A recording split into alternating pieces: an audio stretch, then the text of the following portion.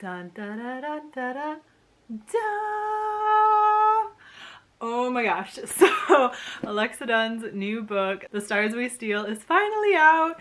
And I'm just gonna start all this by saying Alexa Dunn has no idea about my channel. Like, I bought this one all by myself. This isn't paid anything. Like, I didn't win this in a contest. Just got this one. I'm very excited. This video is because I finally finished reading Alexa Dunn's debut, Brightly Burning, and I have all the thoughts. All aboard the Rochester.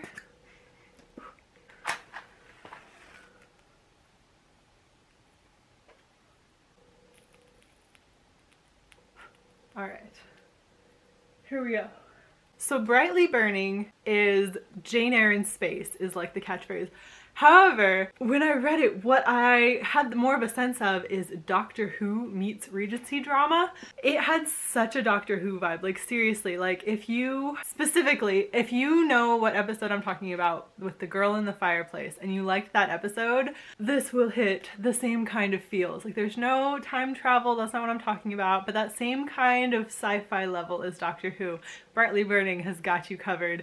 It was really good. It had like obviously the familiar plot points, so if you're aware of the story of Jane Eyre, you kind of get a sense of what's coming, but she does it in a totally different way. Like this is completely its own story. Stella is completely her own character while still having some of the Jane Eyre vibes. This is a modernized story. It's not like with Pride and Prejudice and zombies where it's just like the same thing but with zombies thrown in. Like the dialogue's not the same. This is a retelling completely its own. There were a lot of things that were like really surprising, and I gotta say, it took me this long to read it. Was this like 2 years after it came out? It took me this long, which is very timely with the release of The Stars We Steal, but also timely with the coronavirus going around.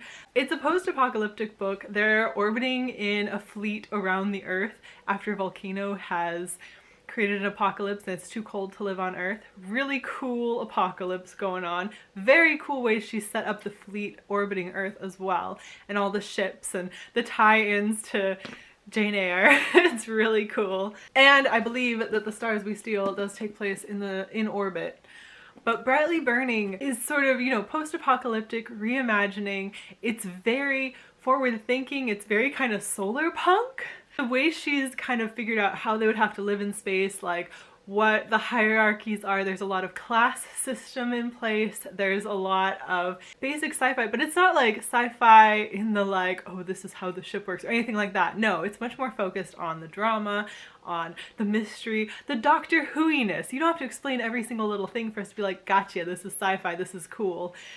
And then it has a lot of interesting dynamics with culture and how culture comes into play. The way she has changed the Jane Eyre story to work for this is amazing. I didn't realize, like it took me this long because I didn't realize how up my alley Brightly Burning was going to be, but it was phenomenal. Like seriously, step back, ask yourself, do I like Doctor Who? If your answer is yes, I'm telling you, it was so much fun. It was such a good story. Basically, I just wanted to gush about that. I don't want to give away too much of the story because it is Jane Eyre, and Jane Eyre's been out for forever, and likely you've read it because, I mean, a lot of people, it's required reading in some high schools. Not in mine, it wasn't, but I read it on my own at exactly the right time in my life. That's the thing. I feel like maybe that's part of why I loved this one so much. When I read Jane Eyre, it was at exactly the time in my life that I needed it, and I basically just like lay on the couch and read it, and like it stepped me into a different realm of thinking, and I needed it so bad right then. And I feel like this, I read it exactly the right time too. Like this was the right time for me to read this and to see how worldly it is. I just enjoyed it so much, and it's so well written too. Like I think Alexa Dunn is a really good writer. It made for a really fun story.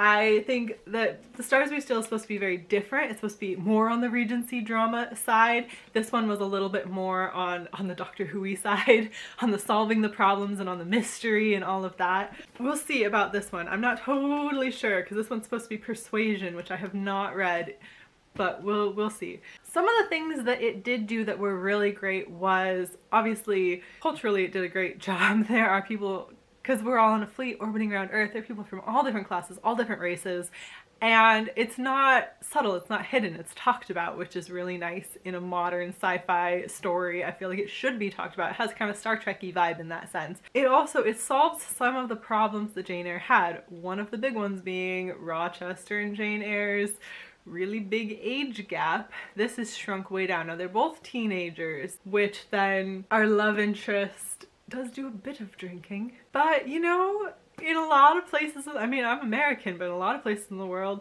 drinking age is much lower. I mean, he would have been legal in a lot of countries, so that didn't bother me that much because it was hitting a lot of the same notes. A lot of her interactions, a lot of Stella's interactions with Hugo, those are their names, very cute, very, very sci-fi, but a lot of their interactions were very much the interactions of Jane and Rochester, which I think is why she chose to do some of those things that I think could have been cringy, but because I remembered them, it really worked out. Also, how she chose to change, specifically, you know, the big ghost twist in Jane Eyre. You know that he's got a wife in the attic. The way she changed that and then how it affects everything else and what has been affected, brilliant. And that's why earlier I brought up the coronavirus. Just saying, I was just like, oh, when I got to that point. I was very impressed. I was very impressed with the entire book. It's probably for the best. I think it's for the best that I read it now, because now her second book is out and I can jump right into this, even though I know this is going to be very different. I know that it's still taking place on the fleet, and I know it's going to be a lot more Bachelor, which I don't watch The Bachelor either, so I was also like, it doesn't sound like my cup of tea, but like this did, and it took me that long. So obviously I trust that she's a good writer and that she's gonna keep me engaged now. Plus this has the most gorgeous cover. Look at this. Isn't that amazing? I also bought, this is total tangent, but I also bought The Starless Sea by Erin Morgenstern. Also super psyched about this. Huge tangent, but The Night Circus I think is one of the best books I've ever read. I really loved it. I loved everything about the way time worked. I don't know if this is gonna be, I mean, that might be her magnum opus, The Night Circus. I don't know very much about what this one is. Obviously Starless Sea, I'm thinking maybe some kind of mermaid thing going on instead. I'm very excited about this one also. I'm gonna have to do a book haul because I also bought a ton of poetry, so stay tuned. I will also do a book haul at some point here. I have a lot of new poetry books. Congratulations to Alexa Donne, who again doesn't watch this channel. Nothing sponsored. I just really loved her book and wanted to tell everyone about it. Go buy The Stars We Steal, and for seriously, like I'm telling you, if you enjoy Regency drama, you're like, Jane Eyre is my jam, loved me some Pride and Prejudice, loved anything with girls in long skirts walking around the countryside, but I also really love Doctor Who, I am telling you, this is it. This is for you. That's all for now. Thank you for watching, and I will see you again soon. Good luck to all of us. Bye!